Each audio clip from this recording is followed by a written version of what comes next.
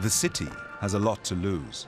Here are a few figures. It exports financial services worth more than 25 billion euros to the EU every year. More than 40% of worldwide euro foreign exchange trade is handled here, more than in all Eurozone countries combined. And tens of thousands of these workers here came from Berlin, Bilbao or Budapest without a visa. So what do the bankers and financiers here think about Brexit? Sir, excuse me, can we have a quick word about Brexit? Oh, I've got enough time. About what? Brexit. Brexit? Oh, I ain't got nothing to do with Brexit. No, I haven't got time, sorry, thank you. No. Thank you. I'd love to, but I've got to meet my wife off the train. Okay. It's about Brexit.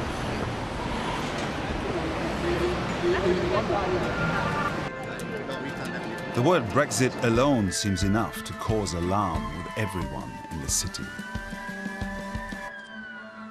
The first problem with Brexit seems to be nobody wants to talk about it. I've approached around a dozen law firms, investment companies and banks like Deutsche Bank here behind me to discuss Brexit with me, and they all said, we do not want to comment. But thankfully, not everyone was so reluctant. Rob Moffat has assets of $2.2 billion under management. His firm is among the top 3 venture capital firms in Europe.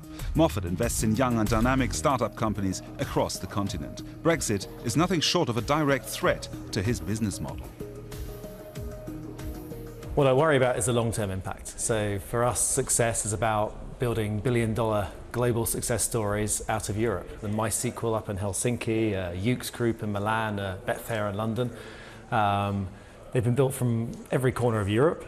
They've been built with a very talented team from across Europe, bringing in the best Greek developer and the best French marketeer and the best German engineer. And I worry that Brexit will reduce the movement.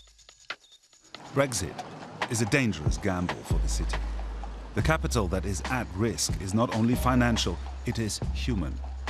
11% of city workers come from other EU countries. There is one species of predator in the city who knows better than all the others what is at risk here: the headhunters.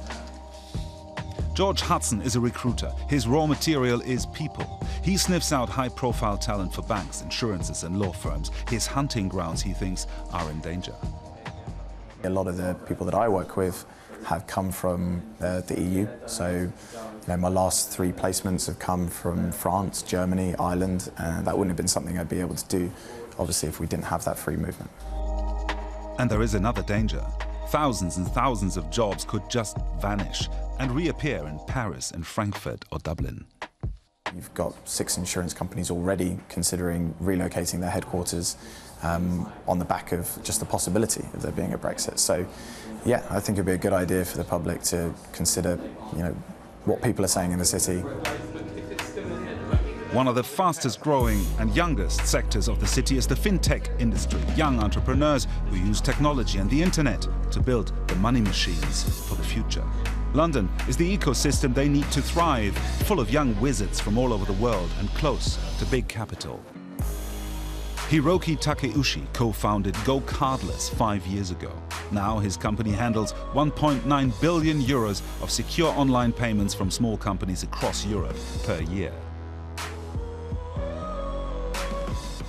It worries me a lot. I think that this whole discussion is crazy.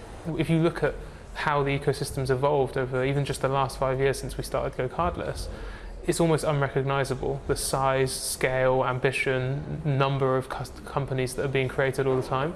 It's really, really amazing. And my biggest worry there is that we'll put a break and a halt to that growth and development of the ecosystem.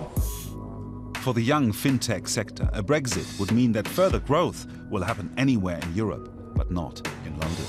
This is something which is really going to impact the future generation of startups, right? Like the startups that haven't started yet and they're going to be formed in the next year or 2 years or 5 years. And when they're thinking, okay, should I be set up in London or should I set up in Berlin?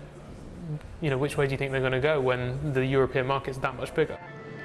A Brexit looms large across all sectors of Europe's biggest financial centre, and the majorities here are clear. But the mighty city is powerless now. Stay in or walk away.